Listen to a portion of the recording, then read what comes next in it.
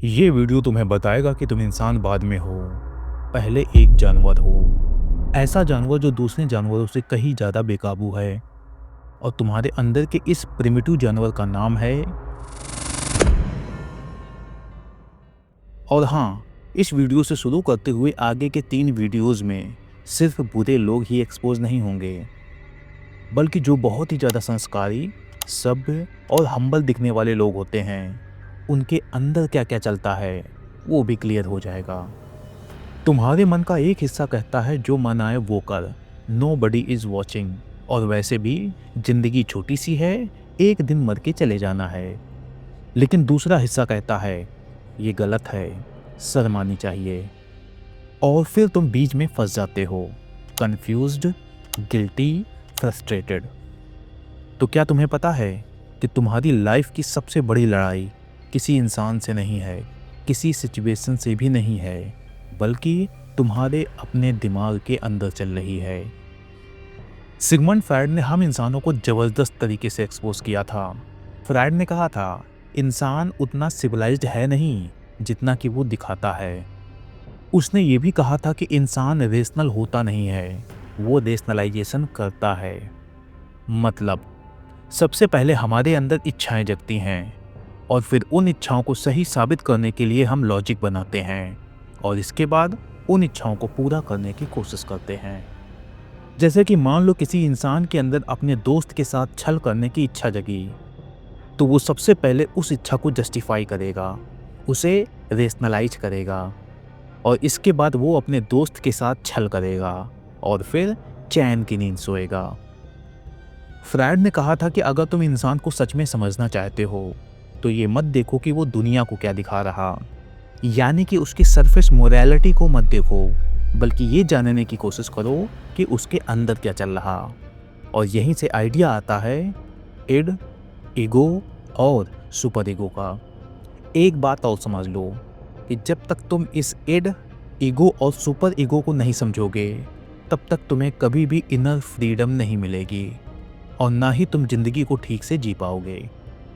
तो आज के इस वीडियो में मैं सिर्फ तुम्हारे अंदर के बेकाबू जंगली जानवर यानी कि इड को एक्सपोज करूंगा। ईगो और सुपर ईगो को अपकमिंग वीडियोस में डिस्कस करूंगा।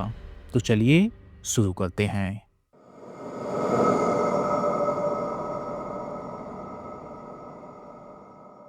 इड एक पिंजरे में बंद खूंखार बाघ की तरह है, हंग्री, इम्पल्सिव और बिल्कुल इम्पेशेंट। इड तुम्हारी साइकी का सबसे प्रिमिटिव हिस्सा है। ये तुम्हारे साथ पैदा होता है और ये पूरी तरीके से इंस्टिंक्ट पर काम करता है। फ्रायड ने इसे प्लेजर प्रिंसिपल कहा है। मतलब इड को चाहिए इंस्टेंट ग्रेटिफिकेशन, बिना सवाल किए, बिना इंतजार किए। ये ना ही मोरालिटी समझता है, ना ही लॉजिक को समझता है और ना ही सोसाइटी के लॉस को समझता है। ये एक तरीके की रॉ एनर्जी होती है। इस इड की 3 बेसिक ड्राइव्स होती हैं। पहली होती है हंगर, दूसरी होती है सेक्स और तीसरी होती है सर्वाइवल। अब इन तीनों को एक एक करके समझते हैं। जब शरीर को भूख लगती है तो इड ये नहीं देखता कि समय सही है या फिर नहीं, जगह ठीक है या फिर नहीं और हालात क्या हैं। इड सीधे सिग्नल देता है कि मुझे अभी खाना चाहिए। यही वजह है कि एक बच्चा लगातार दूध के लिए रोता है।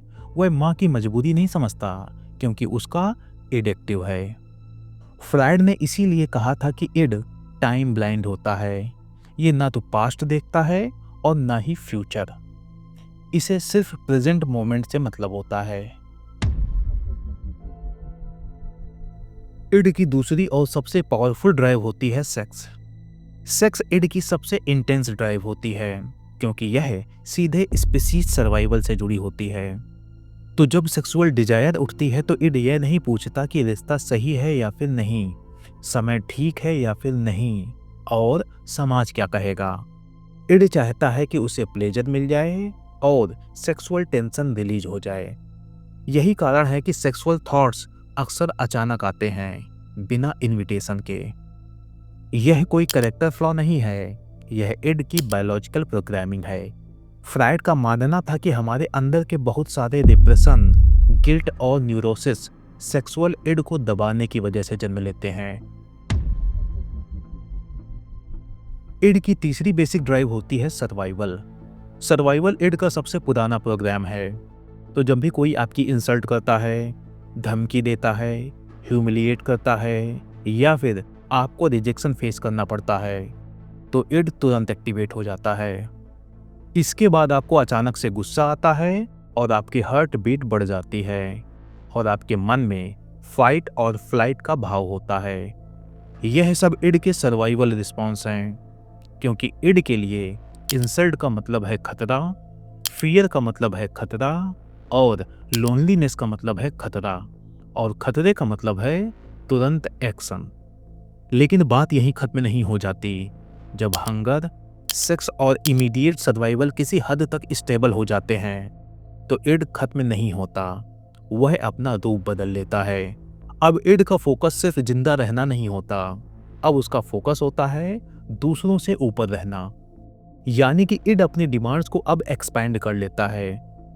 अब उसकी डिमांड में 4 चीजें और शामिल हो जाती हैं: पावर, कंट्रोल, रिवेंज, एग्रेशन। अब इनको एक एक करके समझते हैं। इड की पहली एक्सपैंडेड डिमांड है पावर। पहले इड कहता था मुझे खाना चाहिए, और अब इड कहता है कि मुझे डोमिनेंस चाहिए। तो जब भी कोई तुम्हारी बात काट देता है, तुम्हें नीचा दिखाता है या फिर कोई तुम्हारे सामने खुद को सुपीरियर दिखाता है और फिर सबकॉन्शियस वे में ये सोचते हो कि ये मुझे ऐसे कैसे ट्रीट कर सकता है, तो जब भी तुम्हारे साथ ऐसा हो तो ये समझ लेना कि यह इड की पावर हंगर है। और इड पावर इसलिए चाहता है क्योंकि पावर का मतलब होता है सेफ्टी एंड इम्पोर्टेंस। अब इड की सेकेंड एक्सपेंडेड डिमांड को समझ लेते हैं, यानी कि कंट्रोल। कंट्रोल पावर का प्रैक्टिकल फॉर्म है। इड को अनसर्टेनिटी से डर लगता है। मींस ये समझो कि जो चीज़ इड के कंट्रोल में नहीं होती वह उसे थ्रेट महसूस होती है। जैसे कि जब आपके पार्टनर का लेट रिप्लाई आता है तो आप बार बार मैसेज चेक करते हैं और मन में ख्याल आता है कि कॉल करके पूछूं क्या बात है, कहाँ बिजी हो। तो यह इनसिक्योरिटी से ज़्यादा इड की कंट्रोल डिमांड है, क्योंकि इड कहता है अगर सिचुएशन मेरे कंट्रोल में है तो मैं सेफ हूं। इड की तीसरी एक्सपेंडेड डिमांड होती है रिवेंज। रिवेंज इड का सबसे रॉ एक्सप्रेशन है। तो जब कोई तुम्हें अपमानित करता है, धोखा देता है या फिर पब्लिकली नीचा दिखाता है, तो इड इसे सर्वाइवल थ्रेट मानता है। इड को लॉजिक बहुत सिंपल होता है कि अगर मैंने किसी से बदला नहीं लिया तो मैं कमज़ोर समझा जाऊंगा। इसी वजह से ब्रेकअप के बाद एक्स को बदनाम करने का मन करता है, और जब भी कोई तुम्हारी बेइज्जती करता है तो तुम्हारे अंदर भी उसको बेइज्जत करने का ख्याल आता है। कुल मिला के तुम भी उसे ठीक वैसा ही महसूस कराना चाहते हो जो तुम महसूस कर रहे हो। और हाँ, यह जस्टिस नहीं है, यह इड का इमोशनल रिटेलिएशन है। इड की चौथी एक्सपेंडेड डिमांड होती है एग्रेशन। एग्रेशन इड का इमरजेंसी मोड है। तो जब इड को लगता है कि मुझे किनारे किया जा रहा, मैं हेल्पलेस हूँ और दुनिया की नज़र में मेरी वैल्यू कम होती जा रही है, तो एग्रेशन अपने आप एक्टिवेट होता है। जैसे कि जब कोई तुम्हें बार बार इंटरप्ट करे या फिर आपका बॉस सबके सामने आपकी इंसल्ट कर दे और कोई आपकी बाउंड्री को क्रॉस करने की कोशिश करे, तभी अचानक आपके मन में आता है इसको एक खींच के थप्पड़ जड़ दूं क्या। यह थॉट प्री प्लान्ड नहीं होता, यह ऑटोमेटिक सर्ज होता है जो कि सीधे इड से आता है। इड यह सब इसलिए करता है क्योंकि उसके लिए पावर का मतलब है सर्वाइवल, कंट्रोल का मतलब है सेफ्टी, रिवेंज का मतलब है सेल्फ प्रिजर्वेशन और एग्रेशन का मतलब है बाउंड्री प्रोटेक्शन। इड को फ्यूचर से कोई लेना देना नहीं होता, वो तो बस इमीडिएट थ्रेट को हटाना चाहता है। इड का एक महत्वपूर्ण गुण यह है कि इसमें कोई मोरल फिल्टर नहीं होता। इड यह नहीं पूछता कि यह सही है या गलत, लोग क्या सोचेंगे और इसके परिणाम क्या होंगे।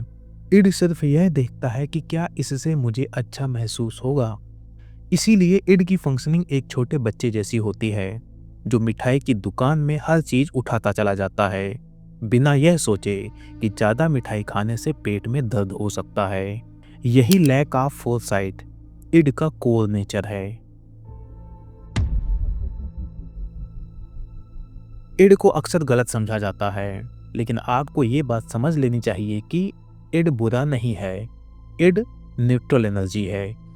इसे आग की तरह समझा जा सकता है कि अगर आग नियंत्रित हो तो वह खाना पकाती है और जीवन को चलाती है, लेकिन अगर वही आग नियंत्रण से बाहर हो जाए तो घर को जला सकती है।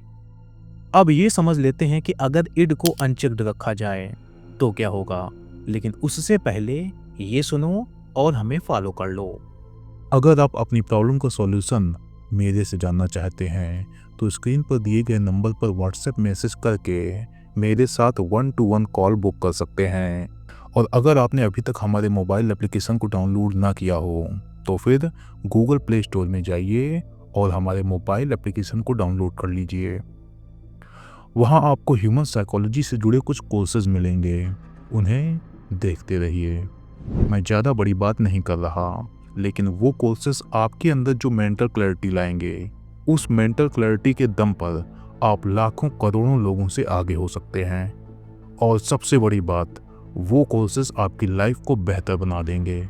मोबाइल एप्लीकेशन की पूरी डिटेल इस वीडियो के कमेंट बॉक्स में दी गई है। जब इड को कोई डायरेक्शन या फिर हेल्दी कंट्रोल नहीं मिलता तो वह गायब नहीं होता, बल्कि रूप बदल लेता है। क्योंकि इड का एक ही मकसद होता है, प्लेजर एंड टेंशन रिलीज।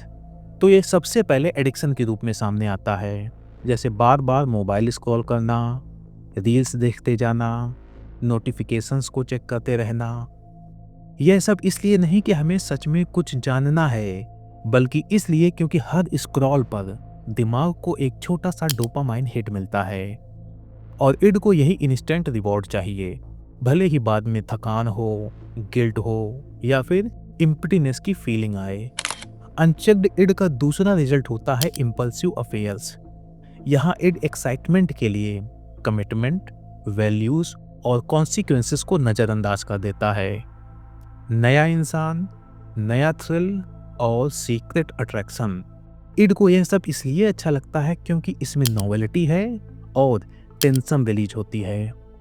यह डिसीजन सोच समझ के नहीं लिया जाता, बल्कि अर्ज के बहाव में अपने आप हो जाता है। इसके अलावा जब इड को ज़्यादा दबाया जाता है तो वह गुस्से और हिंसा के रूप में भी सामने आता है। अचानक आवाज़ ऊंची हो जाना, चिल्ला देना, किसी छोटी सी बात पर एक्सप्लोड कर जाना, यह सब इसलिए होता है क्योंकि इड लंबे समय से जमा हुई टेंशन को तुरंत बाहर निकालना चाहता है।